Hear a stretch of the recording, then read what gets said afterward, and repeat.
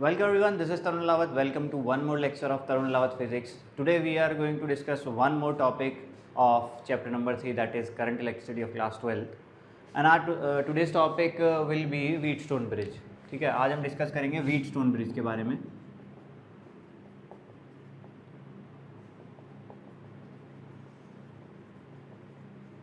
Right, Wheatstone bridge. तो क्या होता है Wheatstone bridge? तो देखो, एक कॉम्प्लेक्स सर्किट बनाता हूं मैं, राइट.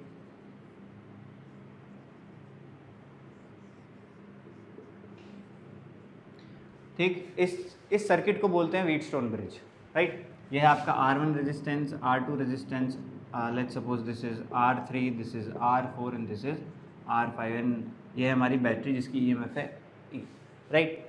अब ये जो सर्किट है इसको हम क्या बोलते हैं? Wheatstone bridge, right. इस तरीके के कॉम्बिनेशन को हम बोलते हैं व्हीटस्टोन ब्रिज. अब चलो मैं पॉइंट्स के भी, जंक्शंस के भी नाम दे देता हूँ. ठीक, अब ये देखो, इसको बोलते हैं BD जो आपकी ब्रांच है इसको बोलते हैं ब्रिज. ठीक है भाई, ये एक ब्रांच है आपकी AC और एक ब्रांच है आपकी भाई ABC और एक है ADC. दो ब्रांचेस हैं और इन दोनों ब्रांचेस को जोड़ने वाला एक ब्रिज है BD, है ना. तो इस तरीके से इसका नाम हो जाता है व्हीटस्टोन ब्रिज. अच्छा, मतलब ब्रिज का जो कंसेप्ट है इसमें मैं वो बता रहा हूँ फिलहाल. अब देखो होता क्या है इसमें, इसकी दो कंडीशंस होती हैं.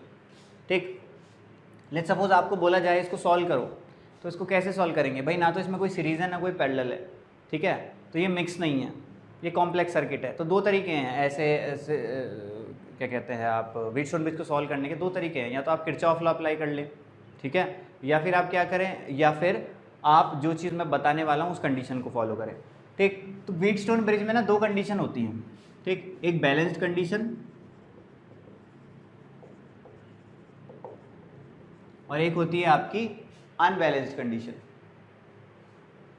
ठीक, एक होती है आपकी अनबैलेंस्ड कंडीशन.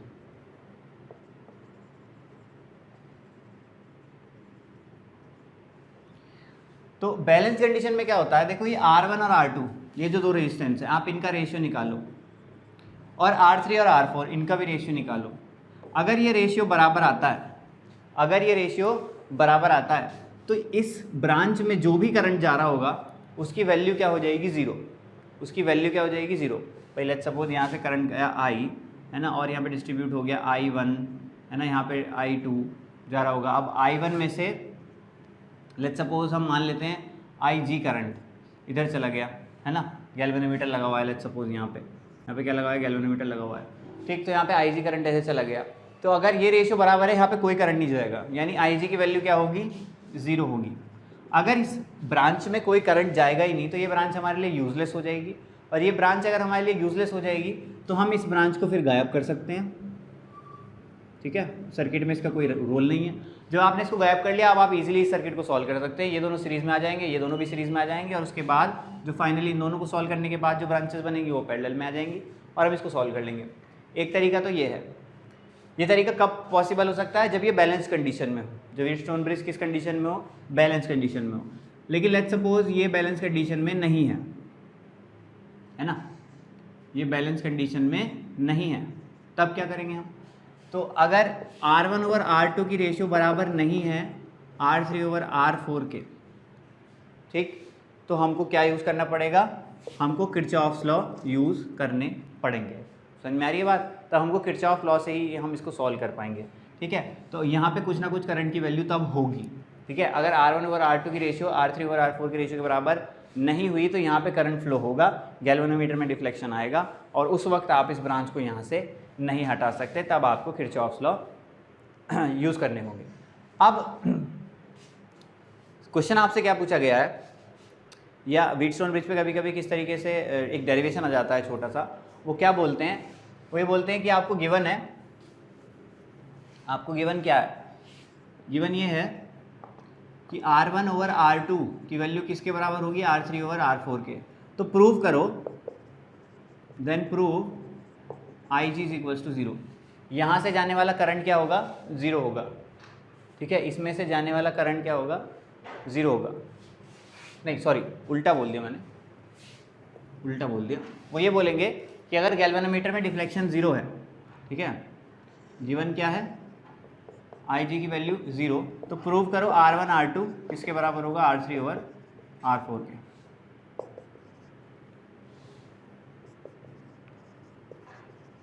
ठीक है, ये क्वेश्चन बोर्ड में, ये छोटा सा डेरिवेशन बोर्ड में क्वेश्चन कह लो या डेरिवेशन कह लो आ जाता है। ठीक, तो इसको हम कैसे सॉल्व करेंगे, तो इसको हमें सॉल्व करने का तरीका क्या, किरचॉफ्स लॉ लगाएंगे हम सबसे पहले। इसमें किरचॉफ्स लॉ लगाएंगे तो करंट को डिस्ट्रीब्यूट करना पड़ेगा, तो करंट डिस्ट्रीब्यूट कर लेते हैं। हमने यहाँ से आई करंट मान लिया, तो यहाँ से यहाँ भी कितना करंट आ रहा होगा, आई, क्योंकि पूरी ब्रांच में करंट क्या होता है, सेम। यहाँ पे I1 करंट मान लिया और यहाँ पे हमने I2 करंट मान लिया, तो यहाँ पे I1 करंट, यहाँ पे I2 करंट। I1 में से हमने मान लिया IG करंट इधर जा रहा है, तो यहाँ पे फिर कितना करंट जाएगा, I1 इधर पहुँचा, I1 में से IG इधर चला गया, तो इधर कितना जाएगा, I1 माइनस IG। इस जंक्शन पे आ जाए, IG आया और I2 आया, तो इस जंक्शन पे पहुंचा कितना, IG प्लस I2, तो यहाँ से जाएगा कितना, IG प्लस I2। ठीक है, अब आप यहाँ पहुँच जाओ, यहाँ पे I1 माइनस IG करंट आया और IG प्लस I2 करंट आया। जब आप इन दोनों को ऐड करोगे तो IG से IG कैंसिल आउट हो जाएगा, मिलेगा I1 प्लस I2, और I1 प्लस I2 किसके बराबर है, I के। I1 प्लस I2 किसके बराबर है, I के, और यहाँ पे हमारा क्या जा रहा है, I। तो हमने करंट का डिस्ट्रीब्यूशन कर लिया, राइट। इसके बाद हमने अभी क्या किया है, अभी हमने किरचॉफ्स का फर्स्ट लॉ इसमें अप्लाई कर दिया है। अब हमारा काम क्या है, अब हम किरचॉफ्स का सेकंड लॉ अप्लाई करेंगे, दैट इज वोल्टेज लॉ। उसमें हमको लूप सेलेक्ट करने होते हैं और वोल्टेज का जितने भी एलिमेंट है उसके अक्रॉस जो वोल्टेज है उनका सम निकालना होता है, राइट। तो मैं लूप सेलेक्ट कर लेता हूँ, लूप सेलेक्ट कर लेता हूँ ABDA, ठीक है, ये वाला लूप सेलेक्ट कर लेते हैं, ठीक है, ABDA इन लूप ABDA, ठीक है। A से B की तरफ चलते हैं तो हमको क्या रेजिस्टेंस मिला, R1। R1 में कितना करंट फ्लो रहा है, I1, तो वोल्टेज कितनी हो गई, I1 इंटू R1, राइट। इसके बाद हम B पे पहुँचे, B से D की तरफ बढ़ेंगे तो हमको कौन सा रेजिस्टेंस मिला, R5। R5 में कितना करंट फ्लो रहा है, IG, तो वोल्टेज कितनी हो जाएगी, IG इंटू R5। उसके बाद हमको क्या मिला, गैल्वेनोमीटर। गैल्वेनोमीटर के थ्रू कितना करंट जा रहा है, IG। गैल्वेनोमीटर का रेजिस्टेंस हम G ही मान लेते हैं, तो ये हो जाएगा IG इंटू G। डी पे पहुंचे, डी के बाद हम कहाँ जाएंगे, ए पे। तो हम ऐसे चल रहे हैं, अब देखो हम करंट से अपोजिट डायरेक्शन में चल रहे हैं, तो वोल्टेज हमको नेगेटिव लिखनी पड़ेगी। कितनी लिखनी पड़ेगी, R3 into I2, negative of I2 into R3 हो गया आपका 0, ठीक है। ये हमने एक इक्वेशन बना ली।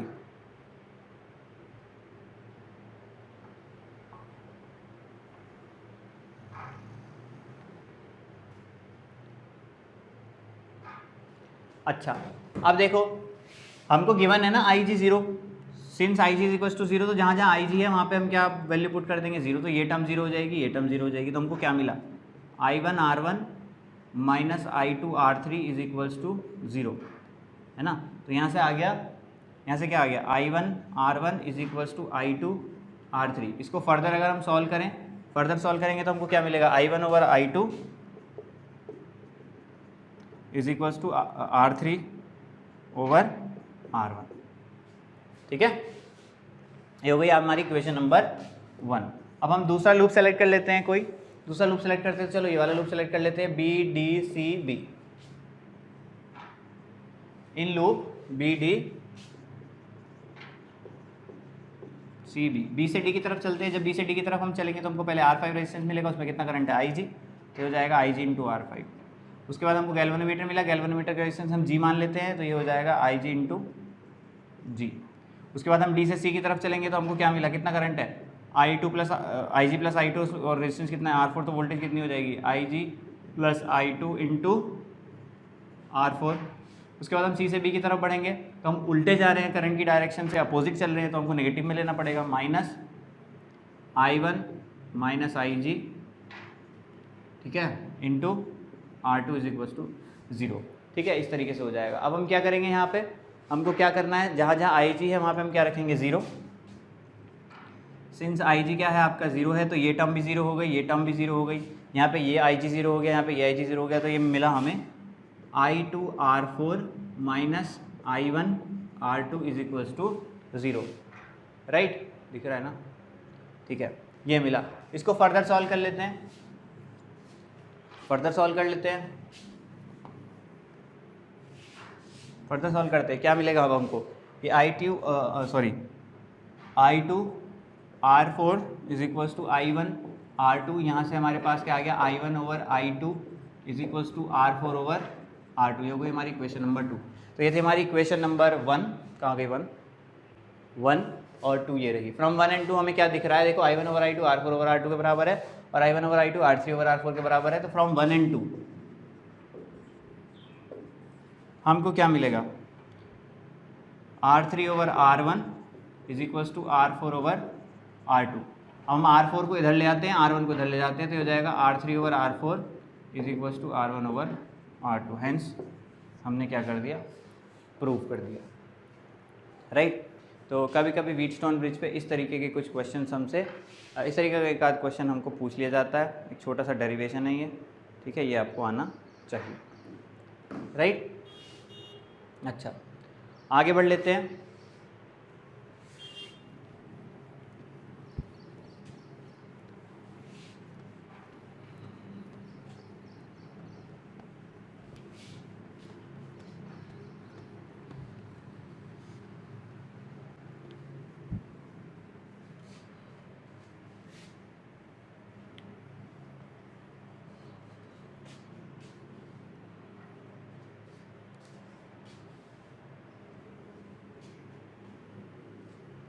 इसके बाद हमारा अगला टॉपिक है, अगला टॉपिक होगा हमारा meter bridge, right. Meter bridge, ठीक, मीटर ब्रिज। चलिए मीटर ब्रिज पढ़ लेते हैं। तो मीटर ब्रिज पे क्या है भाई, मीटर ब्रिज पे आपके यहाँ बोर्ड में 3 प्रैक्टिकल्स भी होते हैं, तो थोड़ा ध्यान से पढ़ना है इस टॉपिक को। मीटर ब्रिज क्या होता है, देखो एक वुडन बोर्ड होता है,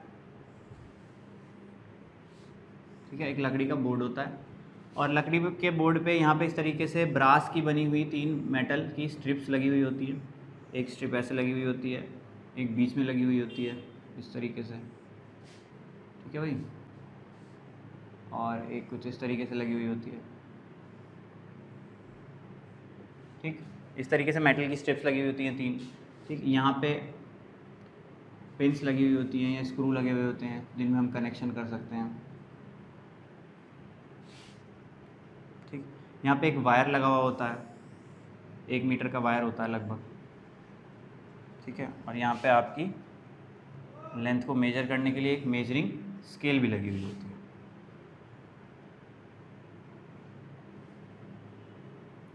ठीक है। तो इस तरीके का एक वुडन बोर्ड होता है, ठीक। 100 सेंटीमीटर का ये वायर होता है, यानी 1 मीटर का। अब क्या होता है, देखो हमको एक अननोन रेजिस्टेंस दिया जाता है और उसको बोला जाता है, उस अननोन रेजिस्टेंस को हमको फाइंड आउट करना है with the help of meter bridge, right. अच्छा, तो हम क्या करते हैं, देखो सबसे पहले इसका बैटरी से कनेक्शन कर देते हैं। तो यहाँ से एक टर्मिनल हम और यहाँ से एक टर्मिनल निकालते हैं और बैटरी से कनेक्ट कर देते हैं। सबसे पहले हमको ये काम करना होता है। उसके बाद जो आपका अननोन रेजिस्टेंस है उसको हम यहाँ लगा देंगे, ठीक, यहाँ लगा देंगे अननोन रेजिस्टेंस को। ये आपका हो गया अननोन रेजिस्टेंस UR। अब कोई एक नॉन रेजिस्टेंस जिसकी वैल्यू हमको पता है उसको हम यहाँ लगा देंगे, है ना। कोई भी एक रेजिस्टेंस उठा लेंगे और उसको यहाँ लगा देंगे, जो लैब में हमको मिलेंगे रेजिस्टेंस बॉक्स मिलते हैं, वो कैसे यूज़ करना है आपके टीचर उसको समझा देंगे। तो कोई भी एक नॉन रेजिस्टेंस हम यहाँ अप्लाई कर लेंगे, ठीक है, ये नॉन है, ठीक, नॉन रेजिस्टेंस, ठीक। अच्छा, खाली रेजिस्टेंस लिख देता हूँ, चलो इसको, ठीक। उसके बाद हम क्या करेंगे, एक वायर यहाँ से निकालेंगे और गैल्वेनोमीटर में लगाएंगे और गैल्वेनोमीटर से वायर फर्दर निकाल के गैल्वेनोमीटर का कनेक्शन करेंगे एक जॉकी से। जॉकी क्या होती है, एक स्टिक होती है, मेटल की स्टिक होती है जो जिसके ऊपर प्लास्टिक लगी होती है ताकि आप उसको पकड़ लें, ठीक है। और इस स्टिक को हम क्या करते हैं, इस वायर पे टच करते हैं, इस वायर पे कहीं ना कहीं हम क्या कर देते हैं, टच कर देते हैं, मतलब कनेक्शन कर देते हैं, राइट। अब इस स्टिक को हम उठा के कहीं भी लगा सकते हैं, वायर पे जहाँ हमारा मन करेगा वहाँ हम टच कर सकते हैं, राइट। अच्छा, अब हम सबसे पहला काम किया, जैसे हम बैटरी को स्विच ऑन करते हैं तो इस सर्किट में करंट फ्लो होगा, भाई यहाँ से करंट जाएगा, ऐसे फ्लो होगा, ऐसे फ्लो होगा, इसके थ्रू फ्लो होगा, गैल्वेनोमीटर के थ्रू फ्लो होगा, है ना। इस सर्किट में करंट फ्लो होगा। जैसे सर्किट में करंट फ्लो होगा और आपने स्टिक को वायर पे टच किया हुआ है तो गैल्वेनोमीटर में कुछ ना कुछ डिफ्लेक्शन आएगी, है ना, यानी कुछ करंट फ्लो हो रहा होगा। उसके बाद हम क्या करेंगे, इस स्टिक को मूव करेंगे इधर उधर, ठीक है। तब तक मूव करके देखेंगे जब तक गैल्वेनोमीटर में जो डिफ्लेक्शन है वो 0 ना हो जाए, यानी कि हमको करंट जो है गैल्वेनोमीटर में क्या ना दिखाई दे, 0, तब तक हम स्टिक को मूव करेंगे इधर उधर वायर पे। तो जब हमें एक ऐसी पोजीशन मिल जाएगी जहाँ पे गैल्वेनोमीटर से पास होने वाला करंट, यानी गैल्वेनोमीटर जो है डिफ्लेक्शन 0 शो करे, ठीक है, तब तक हम इस प्रोसेस को करते रहेंगे और जब हमको वो पॉइंट मिल जाएगा हम बोलेंगे कि हमको नल पॉइंट अचीव हो गया, ठीक है। क्या हो जाएगा, नल पॉइंट अचीव, ठीक। अच्छा, तो मान लेते हैं लेट नल पॉइंट इज, दिख रहा है? ओ नहीं दिख रहा, यहाँ लिख देता हूँ, ठीक है, कि let null point is achieved at length L1, ठीक है। मान लेते हैं L1 लेंथ पे, यानी कि ये कोई लेंथ है L1, इस पे हमको क्या मिल गया? नल पॉइंट मिल गया, ठीक। नल पॉइंट मिल गया यानी इसके अंदर पास होने वाला करंट क्या है? 0 है, यानी करंट थ्रू द गैल्वेनोमीटर 0 है, ठीक है। ये बात क्लियर है। अब एक बात समझो, जो ये मीटर ब्रिज के कनेक्शन है ना, ये क्या है? ये व्हीटस्टोन ब्रिज के कनेक्शन है। अगर आप गौर से देखो, बीच में क्या लगा हुआ है? गैल्वेनोमीटर। अगर मैं इसका एक स्कीमेटिक डायग्राम बनाऊँ, एक पढ़ने के लिए डायग्राम बनाऊँ सिंपल सा, ठीक है, तो देखो मैं बना सकता हूँ गैल्वेनोमीटर को। देखो मैं पॉइंट्स के नाम दे दूँ अगर, है ना, अगर ये पॉइंट मान लो, चलो पॉइंट के नाम देते, गैल्वेनोमीटर बनाता हूँ। देखो मैं गैल्वेनोमीटर इस तरीके से बनाया मैंने।